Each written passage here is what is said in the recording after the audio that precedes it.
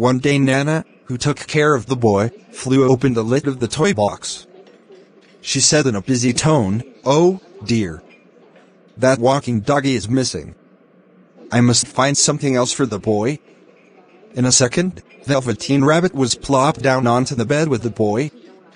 This began another happy time for Velveteen Rabbit. Each night the boy would hold Velveteen Rabbit close in his arms. In the morning, the boy would show Velveteen Rabbit how to make rabbit holes under the sheets. If the boy went outside to a picnic, or to the park, Velveteen Rabbit would come with him, too. After a while, with the hugging and holding, much of Velveteen Rabbit's fur got matted down. Its pink nose grew less pink with all the boy's kisses. But Velveteen Rabbit did not care. It was happy. One day the boy became sick. His forehead got very hot. The doctor came and went. Nana walked back and forth in fear. Day after day, the boy stayed in bed. There was nothing for Velveteen Rabbit to do but to stay in bed, too, day after day. Velveteen Rabbit then at last, the boy got better. Such joy in the house. The doctor said the boy must go to the shore. How wonderful, thought Velveteen Rabbit. Many times the boy had talked happily about the shore, and told of its white sands and big blue ocean. What about this old bunny? Nana asked the doctor. That old thing? Said the doctor. It's full of scarlet fever germs. Burn him at once. Get him a new bunny. So Velveteen Rabbit was thrown into a sack along with the boy's bed sheets and old clothes and a lot of junk.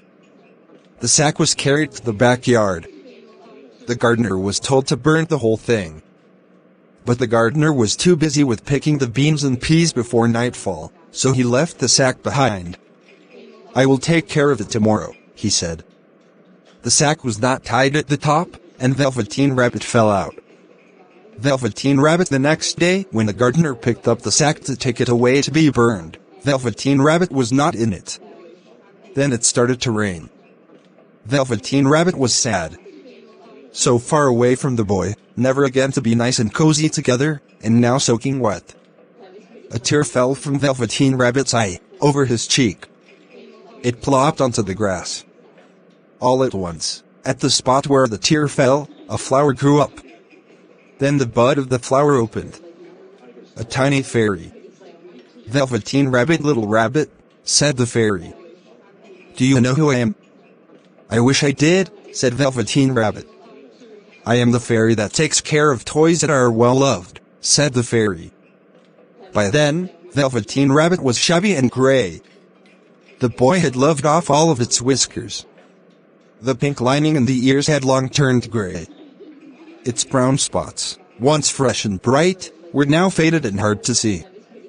It is time now for me to make you real, said the fairy. I think I remember real, said Velveteen Rabbit. Now, what was it Cowboy Horse had said? Ah yes. When you are real, you can move when you want to move. If you are loved, you can love back. With one touch of the fairy's wand, Velveteen Rabbit felt different. Tickly. All of a sudden, each one of its two legs sewn together tight, could move. A fly landed on Velveteen Rabbit's head and it was itchy. As quick as a wink, that foot was up at the Velveteen Rabbit's head to scratch it off. So this is being real. I can move when I want to move. I will show you some new friends, said the fairy.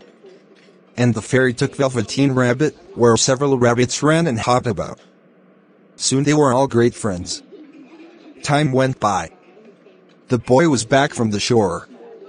He was all better now. One day, the boy went to the backyard to play. From the trees nearby, a few rabbits hopped out. One rabbit was brown all over, and another one was all white. A third rabbit had brown spots, most of them faded. That one hopped the closest to the boy.